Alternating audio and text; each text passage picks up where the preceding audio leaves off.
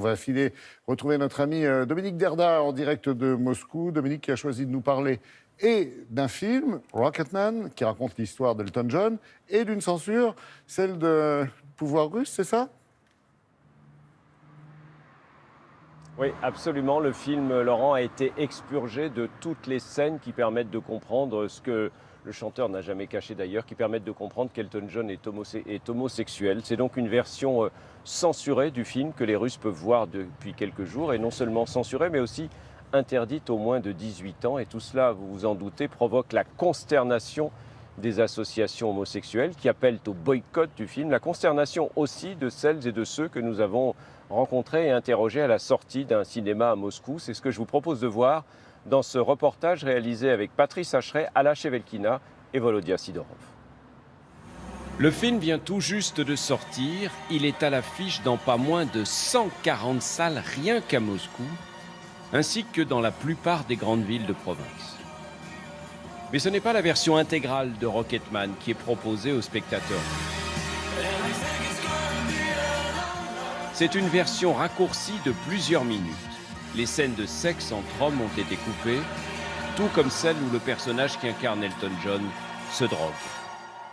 À la sortie de ce cinéma, ceux que nous avons interrogés ne se privent pas de critiquer une telle censure. Ils ne se sont pas contentés de couper des scènes sans importance. Ils ont complètement changé le sens du film. Et ça, c'est grave. Le film en Russie est déjà interdit aux moins de 18 ans, alors je ne comprends pas qu'en plus, il l'ait coupé. Moi, j'aurais voulu voir le film tel que l'a conçu le réalisateur, et pas celui que quelqu'un d'autre pense qu'on doit voir. Ils décident à notre place, à la place des spectateurs, et ça, c'est pas bien. Elton John est une immense vedette en Russie. Le voici lors de sa première tournée en Union soviétique en 1979.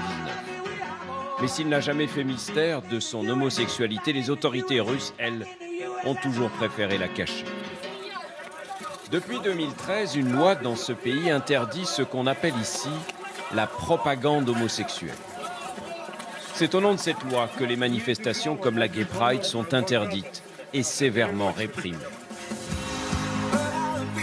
Au nom de cette loi aussi que le distributeur de Rocketman a choisi, sous la pression du ministère russe de la Culture, de censurer le film.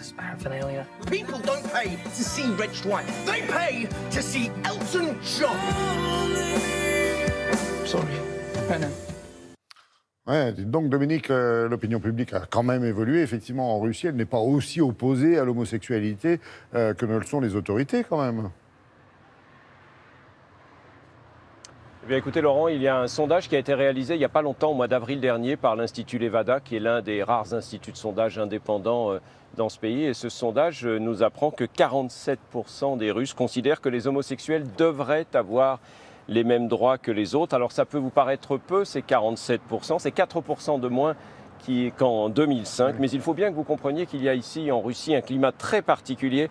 Depuis des années, une campagne incessante à la fois du pouvoir et des milieux les plus conservateurs contre ce qu'on appelle ici une orientation sexuelle non traditionnelle, j'ouvre et je referme les guillemets, et au nom de la loi de 2013 contre la propagande homosexuelle, non seulement on censure des films comme Rocketman, mais on censure aussi les cours d'éducation sexuelle dans les écoles. L'homosexualité y est souvent présentée comme une perversion importée de l'Occident dans le but d'affaiblir la famille et la société russe. Ça ne vous surprendra pas.